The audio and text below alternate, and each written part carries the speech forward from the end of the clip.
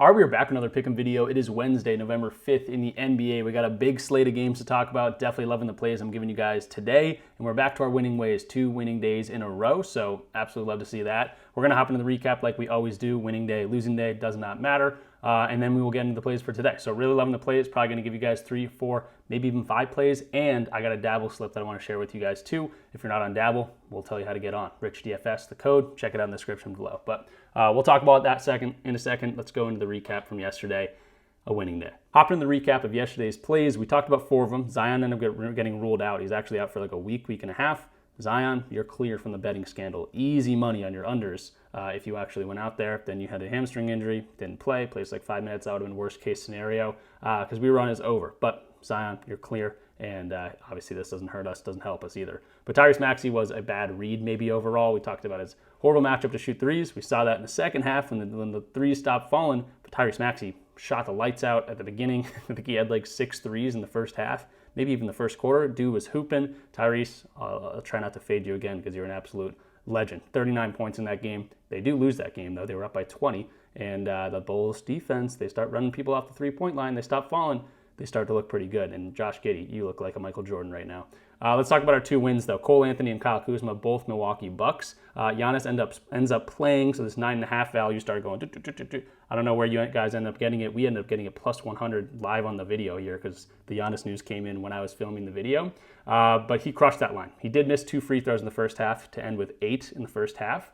Ends with 18, but I was scared for a second that the 2 free throws were going to come back to haunt me. But Kyle Kuzma did your job easily. And then Cole Anthony, he had 3 assists at halftime, ends with 4, got a lot of minutes, great opportunity, scored the ball well. He had a good game overall, and that's 2 wins for us. So plus 1.13 units on the day yesterday, puts us back into the green after a horrible skid the past 2 videos were doing, the past 2 videos were doing good. We had like a 3-video skid, and before that we were kind of cooking. So back into the green here for the entire season. That's what we love to see.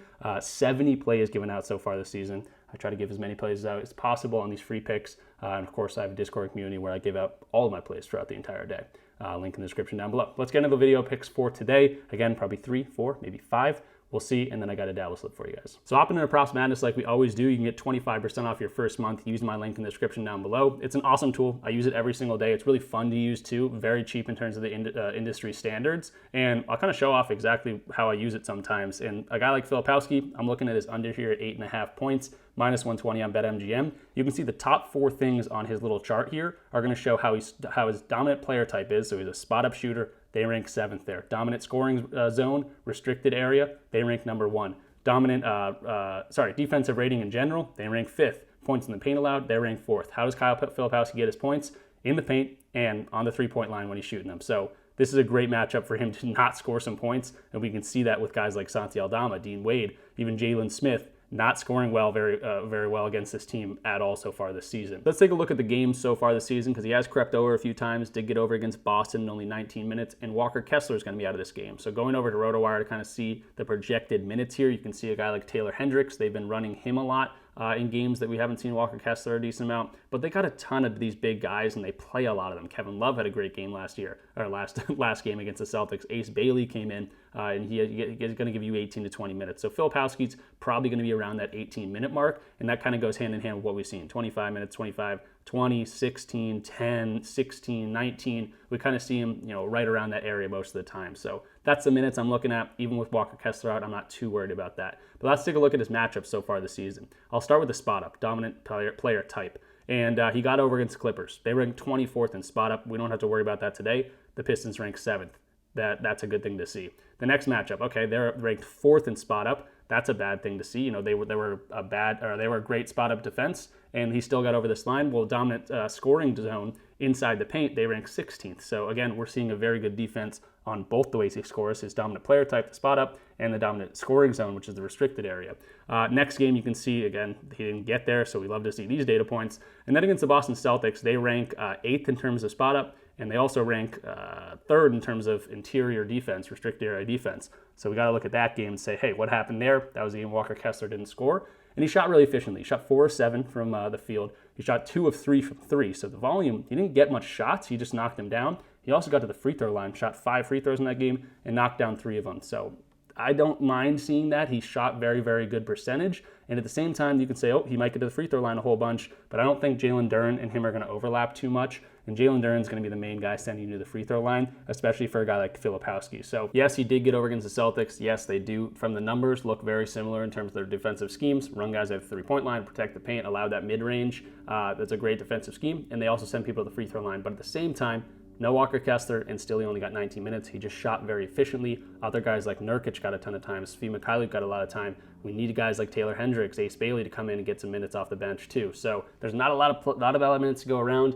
If he shoots a really good percentage again, then he might go over this line, but I don't think there's going to be enough opportunities for him for me to go this over. I really much prefer the under here. Moving along to the next play here, it's a weird one, but I do like the under potential for this 2.5 assist line for Michael Porter Jr., and I'm going to tell you why. Yes, he has gone over in 3 of the 6 games so far this season, but he has stayed under a decent amount too. And Michael Porter Jr., you know this guy does not like to pass the ball. Even when he gets a ton of usage, he doesn't pass the ball very often.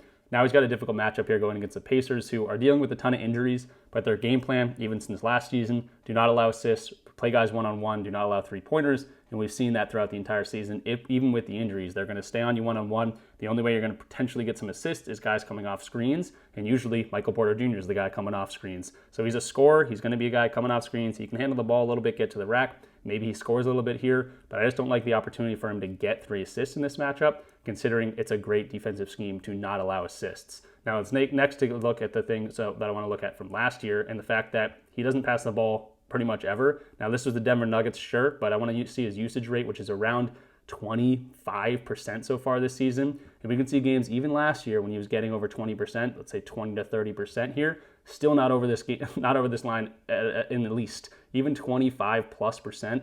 So 25 to 30%, only over this game and only over this in 2 of 7 games. And you can see the potentials aren't even there. 3 potential assists, 1 potential assist, 2 potential assists, 3 potential assists. In the game he got it, he had 9 potential assists, and he had 2 potential assists, 3 potential assists. So the potential assists are barely even there to get the assist line in general. Yes, that was last year. Yes, it was on the Denver Nuggets, but still, this season, the potential assists haven't been anything too crazy. 6 potential assists here, 7, sure, but then you got 6, and then 4, 1, and 4. That's kind of what I'm more used to. And Cam Thomas is going to be playing this game. The Brooklyn Nets, horrible team in general, but they're pretty much fully healthy in this one. It's a horrible matchup for assists. I don't think he's going to get there. I can also see guys like Kuminga, pretty good matchup here, 32 minutes in that game, only 2 assists on 3 potential assists. Zachary Richardson, 23 minutes, 1 potential assists. You can see other guys want to see any more 2.5s. This is Jalen Williams, doesn't get much time in the court, but 2 assists on a 2.5 line. It just doesn't bode well for a guy. PJ Washington, another great example, a guy that doesn't pass the ball all too much, only 3 potential assists against this Pacers team. So the potentials aren't even there, really, to be totally honest. Michael Porter Jr. doesn't pass the ball anyway. Sure, you can get some accidental assists here, but that's pretty much all he's been getting so far. So I don't think the potential assists are going to be there. I don't think the assists are going to be there. Honestly, I don't see him getting any assists today. Maybe he gets 1, maybe he gets 2. I don't think he's getting 3 or more. And it's a weird one, I know. It's a 2.5 assist line, but I do like the potential here for the under at -112 on DraftKings right now. And then lastly, I pulled up the game from the Bucks-Pacers. So the Pacers played the Bucks the other day, and that was when they were pretty much had the same guys healthy or out, however you want to say that. But Giannis only had 5 assists there. Miles Turner had 1 assist. Cole Anthony, a guy that I thought was going to dominate his assist line, he did only have 4 in that one. AJ Green with 3, Kyle Kuzma, kind of more like a Michael Porter Jr.-ish player, 0 assists in that one. Gary Trent, 7. The point guard did have 7 assists here, but a lot of these other guys, Bobby Portis only 1 assist. There wasn't a lot of assists to go around, so even in that most recent game, the game where they're going to see just as many players that were out last game, there wasn't a ton of assists to be had. So Michael Porter Jr., guy that doesn't pass the ball, I like his potential here on the under. And if you wanted some proof that I am a profitable sports bettor, you can see that DraftKings is only letting me put $12.59 on this play right now, and I, to be totally honest, have not even been betting sportsbooks very long. I used to only do DFS platforms, PrizePicks, Underdog, and things like that, and I'm now branching out to a little bit more of these sportsbooks because I am in a state that allows it.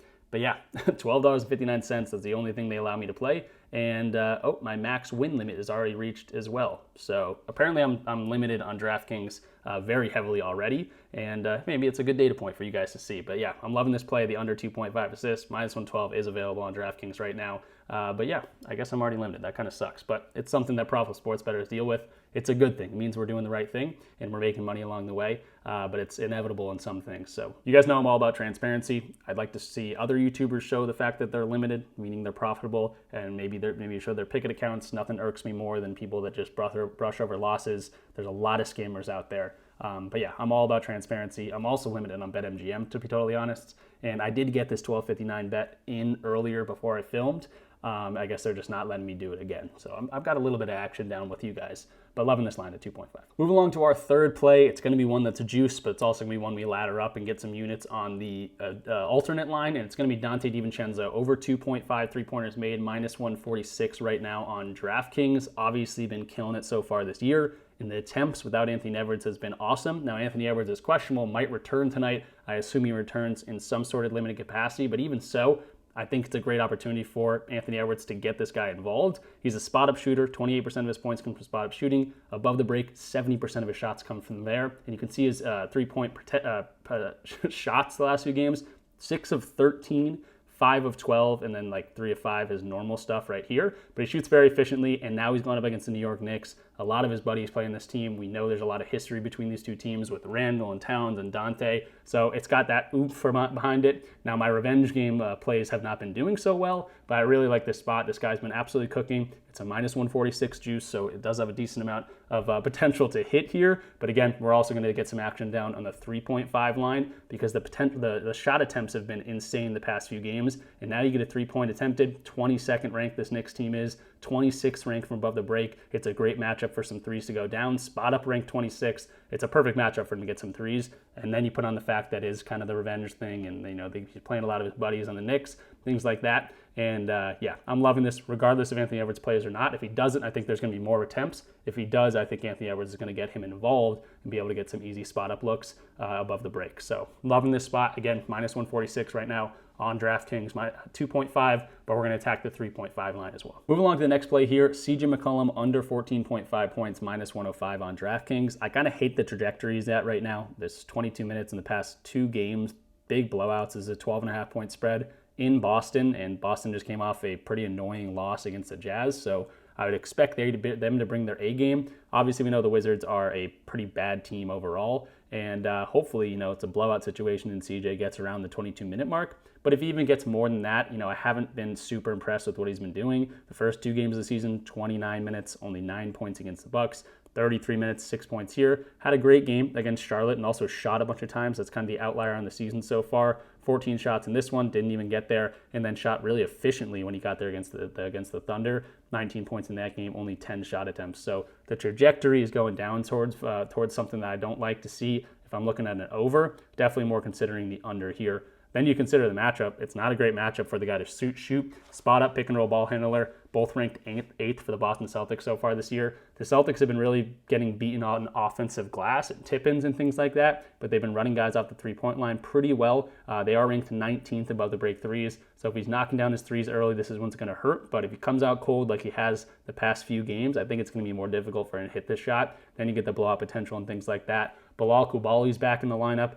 Chris Middleton's out of the lineup. You can see the projected minutes for him right now is around, I think, 28 minutes. But again, there's a blowout situation that this could be less minutes. There's a situation where they go young and run their young guys like Bilal Coulibaly, like Keyshawn George more, even guys off the bench like Bub Carrington, 25 minutes. Trey Johnson's been good in time. So if any of those guys come off the bench and are playing better, they are not going to be hesitant at all to limit CJ's minutes in any capacity. So I know it's tough to go to a guy that is so talented offensively under 14.5 points, but the trajectory here is showing me that the under is much more likely, and I think we're getting a good price at minus 105. Moving along to our final official video pick, I might actually sprinkle on some plays on some plus money plays here at the end, maybe a 0.1, 0.2 unit plays, but I like DeMar DeRozan over 19.5 points. You're going to see 20.5 on pretty much every book, but minus 110 right now. I just pulled it up on DraftKings. You can get 20 plus points for DeMar DeRozan at minus 120, so that is going to be the play right now. So I like his potential for 19.5 points.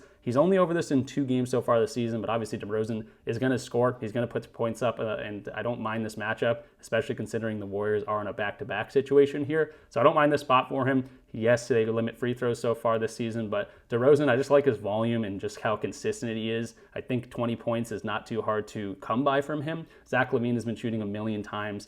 We know that. So if DeMar DeRozan can just do his normal thing, and I think he's going to get more likely to get 20 points than not, again, especially considering the fact that we got the Warriors on a back-to-back situation. We just saw Booker go for 39, 38 on these guys. Zach LaVine or DeMar is going to have a good game against these guys. The Warriors are an older team already. Back-to-back situation is not going to suit them very well.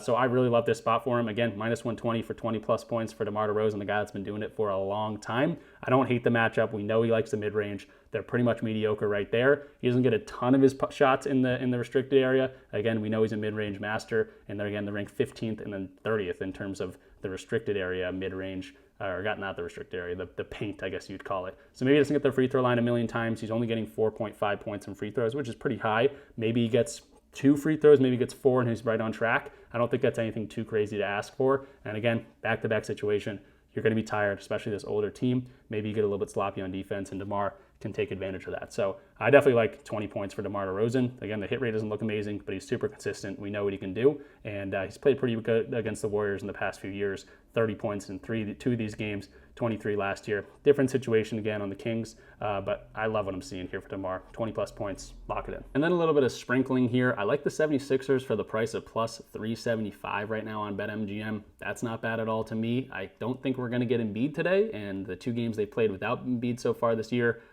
Maxey's gone off in one of those games. That was against the Magic. Where's Embiid? That was against the Magic. They won that game by 12, and then they won a game by 24 points against the Brooklyn Nets, who are obviously not a very good team. Now, this is a 10.5-point spread. It's a back-to-back situation for the 76ers. They're coming off a horrible loss, or bad loss. They lost a 20-point lead against the Chicago Bulls. But, hey, give Tyrese Maxey the ball, and we know what he can do. This is a difficult matchup for him to score some points, but we've seen guys like Kelly Oubre step up, Quentin Grimes step up. Obviously, VJ Edgecombe's been amazing. Jared McCain looked bad in his return, but he'll get going at some point. They got a lot of talent, especially offensively. And again, this isn't something that I'm saying the Philadelphia 76ers are going to win this game 100%.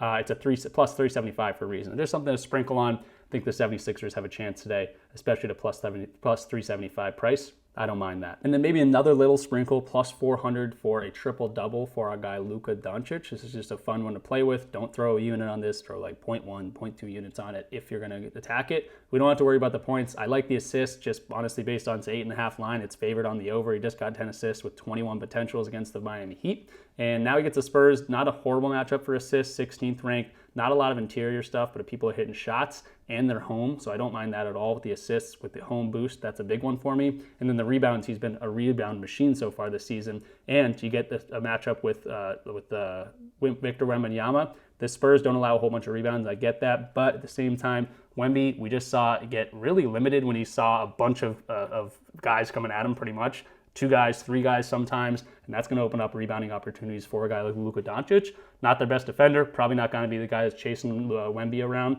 so that might be some more easy rebounds. So I don't mind the triple-double here for Luka. Obviously, isn't getting the points. I don't mind the rebounds at all, and the assists boosted at home here at 8.5.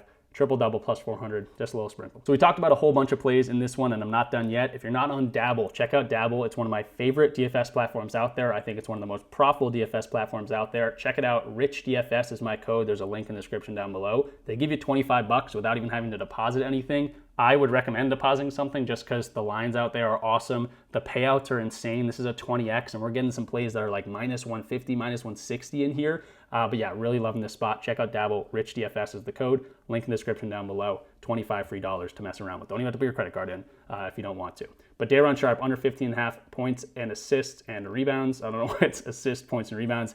He just doesn't get a lot of opportunity, totally honest, and I don't love this matchup against Indiana anyway. Hasn't been hitting this very often. Duncan Robinson to knock down some threes. We know it's a great matchup for him, and getting more and more comfortable with Detroit. Trey Murphy III, 10 three-pointers attempted in his last 3 games in a row. The volume has been there, just has to knock him down. Difficult matchup to knock down some threes, but at the same time, I don't mind this spot at all for Trey Murphy. The volume has been there. Tim Hardaway Jr., same thing, another 3-point line. 1.5 threes for Tim Hardaway Jr. This is one of those like minus 150 plays that I put in here. somehow still a 20x. Dabble is crazy.